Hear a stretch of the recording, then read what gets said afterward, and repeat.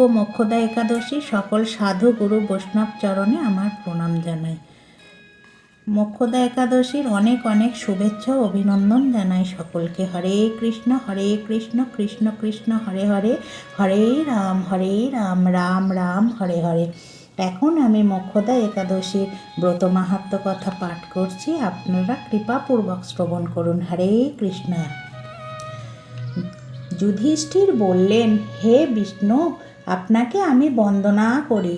আপনি ত্রিলোকের সুখদায়ক, বিশ্বেশ্বর, বিশ্বপালক ও পুরুষোত্তম। আমার একটি সংশয় আছে। অঘ্রাণ মাসের শুক্লপক্ষের যে একাদশী, তার নাম কি, বিধি বা কি, ও কোন দেবতা এই একাদশীতে পূজিত হন, তা আমায় বলুন। শ্রীকৃষ্ণ বললেন, হে মহারাজ, আপনি উত্তম প্রশ্ন জিজ্ঞাসা করেছেন, যার মাধ্যমে আপনার যশ চতুর্দিকে বিস্তৃত হবে। এখন এই একাদশীর কথা আমি বর্ণনা করছি, যা শোনা মাত্রই বাজপেয় যজ্ঞের ফল লাভ হয়। অঘ্রাণ মাসের শুক্লপক্ষের এই একাদশী মোক্ষদা নামে পরিচিত। সর্বপাপ নাশিনী ও ব্রত মধ্যে সর্বশ্রেষ্ঠা এই একাদশীর দেবতা শ্রী দামোদর। তুলসী মঞ্জরি, ধূপ, দীপ ইত্যাদি উপচারে শাস্ত্রবিধি অনুসারে শ্রী দামোদরের পূজা করতে হবে। পূর্ব বর্ণিত বিধি অনুসারে দশমী ও একাদশী পালন করতে হবে। এই উপবাস দিনে স্তব, স্তুতি, নৃত্য, গীত আদি সহ রাত্রি জাগরণ করা কর্তব্য। হে মহারাজ, প্রসঙ্গক্রমে একটি অলৌকিক কাহিনী আমি বলছি। মনোযোগ দিয়ে ইতিহাস শ্রবণ মাত্রই সর্ব পাপ ক্ষয় হয়। যে পিতৃপুরুষেরা নিজ নিজ পাপে অধোজনি প্রাপ্ত হয়েছে, এই ব্রত পালনের পুণ্যফল বিন্দুমাত্র তাদেরকে দান করলে তারাও মুক্তি লাভের যোগ্য হন। কোনো এক সময় মনোরম চম্পকনগরে বৈখানস নামে এক রাজা ছিলেন। তিনি ছিলেন সমস্ত বৈষ্ণব সদ্গুণে বিভূষিত। প্রজাদের তিনি পুত্রের মতো পালন করতেন। তাঁর রাজ্যে বহু বেদজ্ঞ ব্রাহ্মণ বাস করতেন। রাজ্যের সকলেই ছিল বেশ সমৃদ্ধশালী। একবার রাজা স্বপ্নে দেখলেন যে তাঁর পিতা নরকে পতিত হয়েছেন। তা দেখে তিনি অত্যন্ত বিস্মিত হলেন। পরদিন ব্রাহ্মণদের ডেকে বলতে লাগলেন, হে ব্রাহ্মণগণ, গত রাত্রিরে স্বপ্নে নরক যাতনায় পিতাকে কষ্ট পেতে দেখে আমার হৃদয় বিদীর্ণ হচ্ছে। তিনি আমাকে লক্ষ্য করে বলতে লাগলেন, হে পুত্র, তুমি আমাকে নরক সমুদ্র থেকে উদ্ধার করো।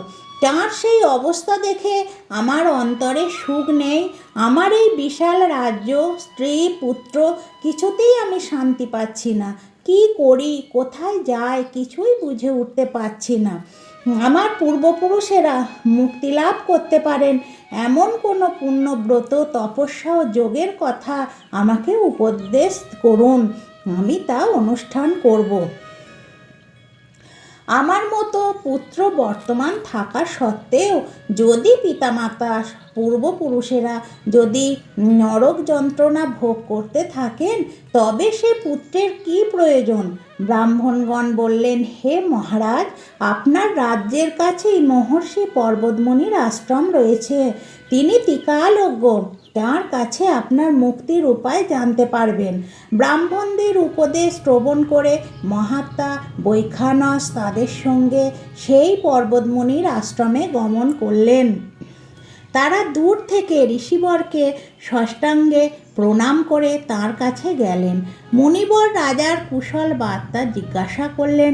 রাজা বললেন, হে প্রভু, আপনার কৃপায় আমার সবই কুশল। তবে আমি একদিন স্বপ্নযোগে পিতার নরক যন্ত্রণা ও কাতর আর্তনাদ শুনে অত্যন্ত দুঃখিত ও চিন্তাগ্রস্ত হয়েছি। হে ঋষিবর, কোন পুণ্যের ফলে তিনি সেই দুর্দশা থেকে মুক্তি পাবেন, তার উপায় জানতেই আপনার শরণাগত হয়েছি। রাজার কথা শুনে পর্বতমুনি কিছুক্ষণ ধ্যানস্থ হয়ে বললেন, হে মহারাজ, পূর্বজন্মে তোমার পিতা অত্যন্ত কামাচারী হওয়ায় তার এই রকম অধোগতি লাভ হয়েছে। এখন সে এই পাপ থেকে মুক্তির উপায় বর্ণনা করছি। অঘ্রাণ মাসের শুক্লপক্ষের মোক্ষদা একাদশী পালন করে সেই পুণ্যফল পিতাকে প্রদান করো। সেই পুণ্য প্রভাবে তোমার পিতার মুক্তি লাভ হবে।